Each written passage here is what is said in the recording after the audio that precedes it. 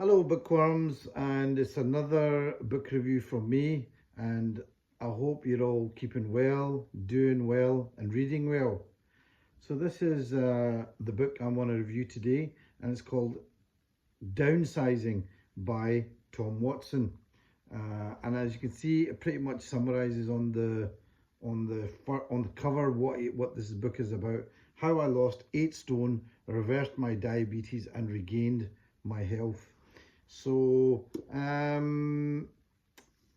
yeah, this is a book by a guy called Tom Watson, who is, and I'm not sure if he is still an MP, but he was an MP and he was also the deputy leader of the Labour Party. And at one time, he was about 22 stones. And it's his, basically, it chronicles his, what would you call it, health journey, weight loss journey, whatever you want to call it, his return back from basically being diagnosed as being diabetic. So I'll just read this blurb here on the back. On the 8th of January 2017, I celebrated my 50th birthday, marking the milestone by throwing a knees up for friends at the Rivoli Ballroom in southeast London. The following morning, I woke up nursing the mother of all hangovers. 50 and fab, proclaimed one of my birthday cards. 50 and fat, more like, I thought. My thoughts drifted to one of my political idols, John Smith, who had died of a heart attack aged just 55, leaving his family and the Labour Party movement utterly bereft. A voice seemed to flow up from my subconscious. I don't want to die. I really don't want to die. But at nearly 23 stone, the heaviest I'd ever been, surely the odds were stacked in favour of Tommy Two Dinners becoming the next MP to exit the House prematurely. I took a deep breath and reached across the kitchen table for a notebook and pen. I turned over a new page upon which I wrote 3 words: Project Weight Loss. Tom Watson began to put on weight in his early 20s while studying at the University of Hull. He continued to pile on the pounds when he entered the world of politics as an MP. Despite short-lived flirtations with fad diets and fitness classes, after being diagnosed with type 2 diabetes in late 2015, he decided to take control of his diet and exercise.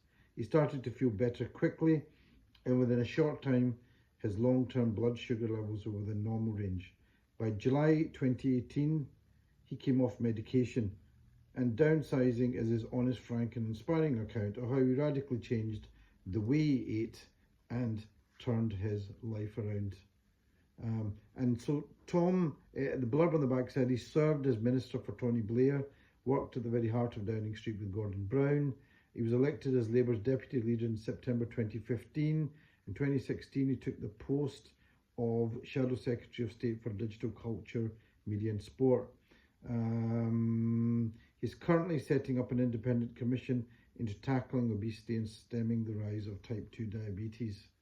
So first of all, I have to say, I have had my own kind of issues with fitness recently. I've been exercising, I do lots of stuff, and I always thought it was enough, but I put on 2 stones, and I'm in the process of really dealing with that and getting rid of it. And I thought I'd read something for inspiration, and I bought this a while ago.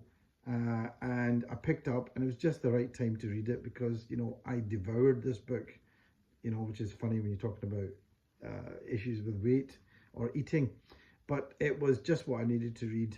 So Tom Watson basically crossed over into that diabetic territory.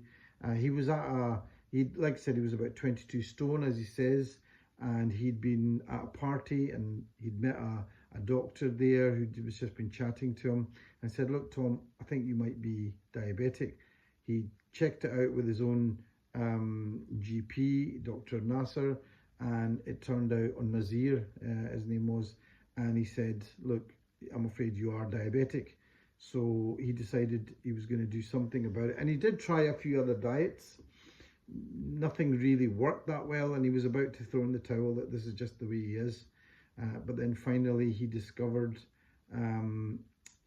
what's great is that he discovered, he met somebody called Claire Nasir, who's I think a weather presenter on TV, and she introduced him to something called the ketogenic diet. And this is about his story with losing weight, and he lost 8 stone incredibly. Uh, by going on this thing called the ketogenic diet, which essentially is limiting your carbohydrates, eating lots of protein and fat. And he then also started exercising, and literally starting in a kindergarten's playground. He started using some of the things there with a trainer, and then progressed from that to literally, being able to walk from lamppost to lamppost. Eventually started jogging, and then by the end of it, he went on a kind of one of these things where you paddle for half a mile, and you go in a canoe, and then you cycle and all that kind of thing. So it's very inspiring. So basically what I'm saying is that this book is all about his weight loss journey. It's not depressing, it's actually really interesting. It's about his own personal journey and how he discovered what things he could eat that would help him to lose weight. And he does. I mean, he loses an enormous amount of weight in a really quick amount of time, really by adopting what they call the ketogenic diet. And that's where he that's what he felt worked for him. He also talks about how he had to re-educate himself about diabetes and the foods to eat. And the incredible thing is that if you look on the NHS websites, there's a lot of stuff that just doesn't make sense. And they still talk about eating pasta and all these things that have loads of carbohydrates, or at least limiting them. But really, you have to really limit them in a big way. And so he began to understand this by reading, re-educating himself. And he talks a lot about some of the people that he read that really inspired him, like Michael Mosley, who sadly died not that long ago. It was a real shame, real loss to the world. And people like Jason Fung.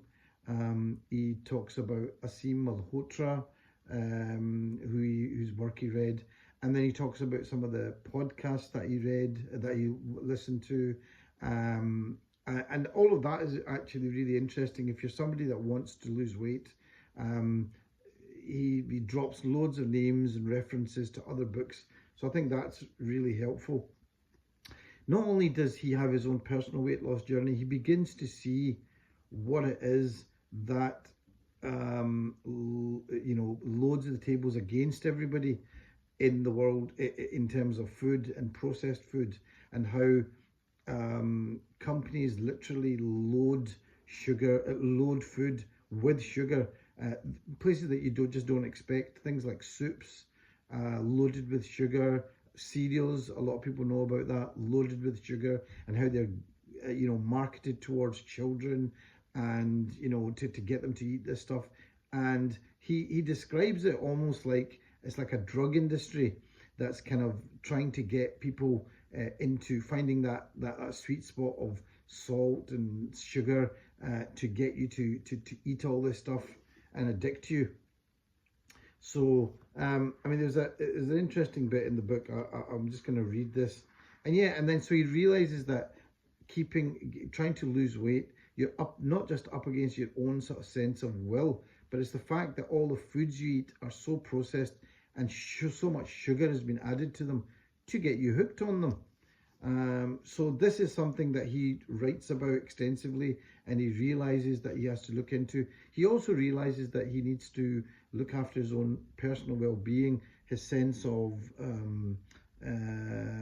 sense of calm, getting enough rest, all that kind of thing. So it starts off simply about losing weight, but then it develops into the fact that he has to re-educate himself about so many things happening out there, and other things happen to him which are strange.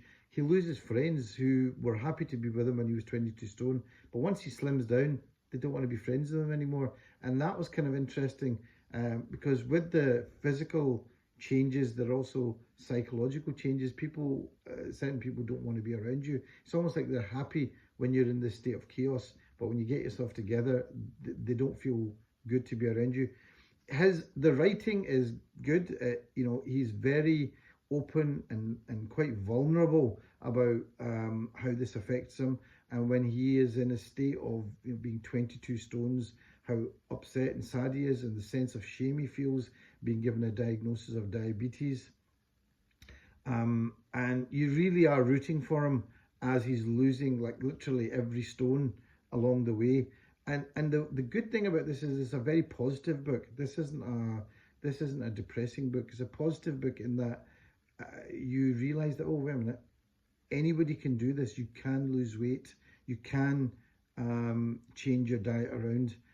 So anybody who's got that kind of challenge, I would say, pick this book up. It's not a kind of textbook at all. My friends have recommended some books about weight loss and things, and they do seem like textbooks, literally written by professors. This is not that. This is a kind of almost like this is like a journey, basically, a kind of biographical journey about Tom Watson's fight to lose weight. So I would definitely recommend this. There's a bit in the book that I'd actually marked out, and I've just taken the page out. I had a marker, and it's just come out. But here I'll read it. I found it. So this is when he begins to realize that there's more to weight loss than just his own sense of self-control. That companies are geared up to adding sugar to their products so that you basically buy them and you're addicted to them and you want to eat them more. So he writes here, and he talks about the Coca-Cola company and all that kind of thing. So, the Coca-Cola company is something I'm boycotting just now, but now I'm beginning to understand, how they target, everybody. These farms hide sugar in foods they call healthy. They market to you from the moment you're born to cultivate your sweet tooth. They spend billions refining their products and their packaging to keep you coming back. They reframe our choices by creating healthier versions of their dangerous products so that you can feel somewhat virtuous when you opt for just bad over very bad. And they tell you not to worry too much because you can always go jogging to work it all off. And that's one of the big things I've realized here. You're never going to lose weight just by exercising. You just can't do it. You have to do, that idea of 80% diet, 20% exercise probably is about right. Exercise is important, but it's not going to help you lose weight in the way you want. Just as Truman from the film, I think it's Truman Files, discovered that his life was carefully constructed around him, creating the illusion of free will and presenting an alternative to reality, we also operate under the pretense of self-will, while in truth we are engineered toward more synthesized food and less wholesome produce. In Salt, Sugar, Fat, Michael Moss explained how the line between nutritional science and product development had been blurred and manipulated by the food industry. This was best exemplified by the bliss point, the perfect balance of sugar, fat, and salt within a product to send consumers over the moon, for which scientists and researchers in the pay of big sugar were searching. They knew that the tipping point between a tasty product and an addictive one was found at this juncture, and they refined and redesigned until they manufactured it. This was a science, yes, but it was more akin to Breaking Bad's Walter White cooking meth in his lab than to public-spirited professionals trying to work out what was actually good for us. Moss was right to describe sugar as the methamphetamine of processed food ingredients. The food industry has been spending billions disfiguring the scientific landscape by focusing research not on how we can feed ourselves well, but on how we can make non-nutritional foods more addictive. This has been one very powerful way in which big sugar has re-engineered our choices. And really, he does do his best to start looking at this. I don't know how far he's got, but this certainly made me think a lot more widely about the foods we eat, the choices we make. in terms of what we put in our mouth and what we put on our plate and what we bring into our houses to cook for our families. And already I've noticed in my own house we are beginning to change certain things. Eating a lot more kind of non-processed foods. Cereals are getting cut down. And I'm doing things, reading this, that I never thought I would ever do, like eat a spoon of butter. But apparently it helps with the satiation of hunger, and it does seem to. Anyway, this is it. Tom Watson, Downsizing, How I Lost 8 Stone, Reversed My Diabetes and Regained My Health. And you can see the shadow of him where he's 22 stone and then what he is now. It's a very good book, I think. It's very well written. It's a biography. It's his journey. It's not too long. And it's a hopeful book. It's a hopeful book and it's an inspiring book. So I hope if any of you have any issues with weight, want to look into that, this is probably something that you might enjoy to give you some inspiration. Hope you enjoyed that. I've gone a bit longer than I expected, and I'll see you on the next review. Take care. Bye.